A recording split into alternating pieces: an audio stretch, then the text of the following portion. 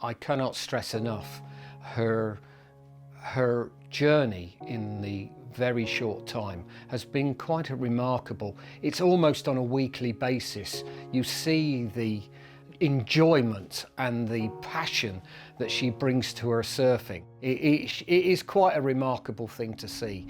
It just makes a surf meet all the better when she's around. So when I came back from Afghan, I sort of struggled to fit in with sort of normal family life. Then I got injured, just like many other soldiers do. Career management sort of went a bit downhill. I sort of struggled to sort of cope with all of that, and sort of the career I loved was sort of disappearing away from me. The first time Nicky and I had a conversation, and she broke down in tears, and she sobbed on my shoulder. And when we finished talking, and she sorted herself out, and she did what Nicky does, which was apologise for being upset and apologise for embarrassing anyone. I was like, don't be silly, this is fine. I looked down at my shoulder's soaking in tears. And I was like, wow, this girl really needs some help. I said to someone that I was sort of struggling to sort of transition to Civvy Street, sort of processing what happened in my career. And then sort of joined the Bude Vets, sort of learned to surf. And it's from the first meet, you just felt you belonged somewhere again. It was the most amazing experience.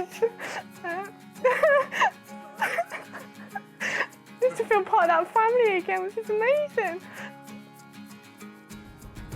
She was the first military veteran female to acquire a life-saving course, and she has taken that surf instructor role in her stride. She's one of those individuals that people warm to. They trust her. So certainly some of the girls that come along that are quite nervous about getting involved, Nicky's the person that they warm to. Nicky's the person that they go to. It's given me my sense of purpose back and sort of rebuilding who I am again. It's given her something back. And what she's done in return is given so much back to everyone else that she works with. So there's a lot of veterans out there benefiting from Nicky coaching them now. Helping other veterans and blue light personnel carry on with their journey and start them off. And that's such an honour and privilege to be able to do that. And I really love it, absolutely love it. She cares passionately about other people, will always put other people's interests before her own. And fundamentally, I just think she's just a great team member. And I'm just really proud to know her.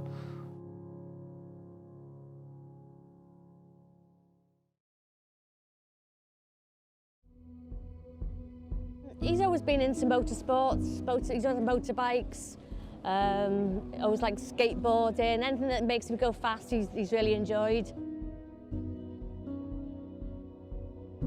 I deployed to Afghanistan in 2012, and then that's when I got injured then.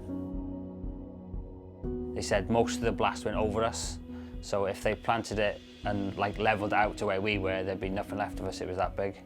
I got blown about 20 metres away from where I was standing.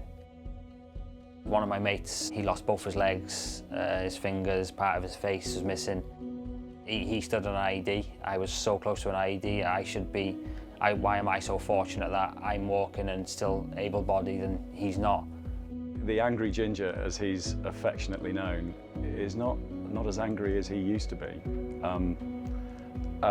Danny had an awful lot of trust issues.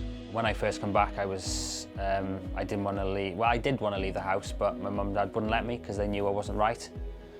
But there was times where I just thought, I don't want to do this no more. I was still going through my head, all the stuff that had just happened.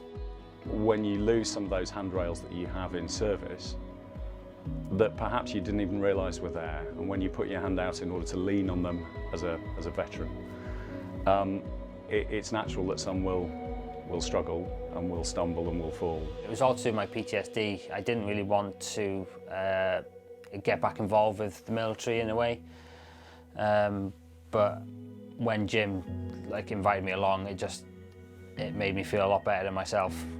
Speaking to everyone else and their problems, it was just good to hear everyone else's problems and then relate to mine then.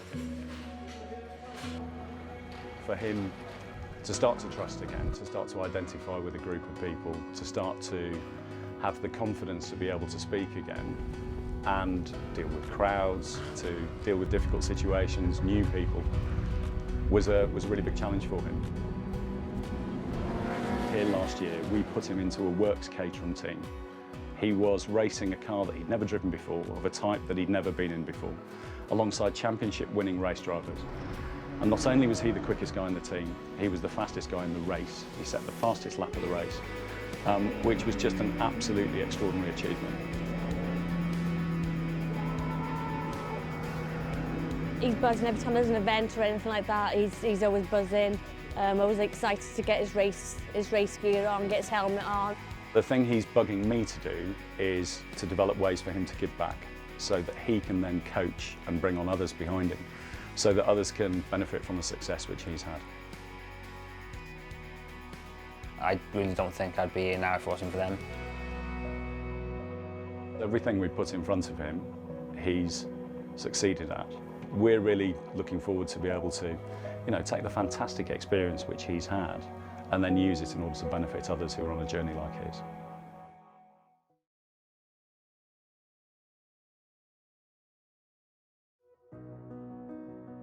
Well, Royal Marine, leaving the Corps, the paddleboard race, it's a hard race, the service station, had a stroke. In 2014, Mark was out doing a paddleboard race, and it was quite a gruelling race. It was 26 miles, and then he was on his way home and he pulled into the service station and he had a stroke. He'd torn his carotid artery and that had caused a blood clot that moved up. The Invictus Games is a week that's a really great festival of sport and a celebration of the human spirit as well. It gave him a focus, it's something to actually be training for, because when you come out of hospital you're a bit, wow, this is my life now, it's all changed for me. There was all the camaraderie, wasn't there, and a bit of banter going on, and getting to take part in sports that perhaps you maybe thought that you wouldn't be doing again. Invictus, I mean, personally, From the training camps? Yeah. I mean, applied all the time.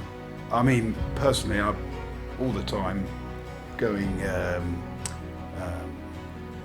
Just to take part in the trials? Yeah. Because it's the... Yeah.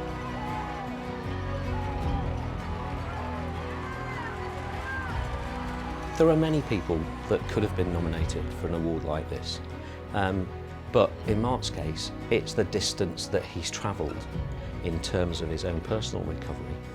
But also, where he is now, is he's in a position where he's just wanting to give something back to others. Invictus has really inspired Mark to carry on doing adventures and things. So he's set up the Bowra Foundation, which is partly about providing toolkits to people who've had brain injuries to help with their rehab, and also in the way that Invictus gets you back into sports. The idea is that Mark would like to do a similar thing for civilians to maybe help encourage them to take part in sporting activities. He's always there helping others and always there with a smile, and it's infectious, and he just lifts the spirits of an entire group of people that he's with.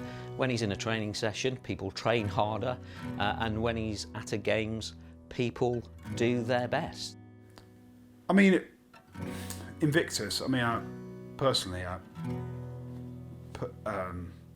Invictus, superb.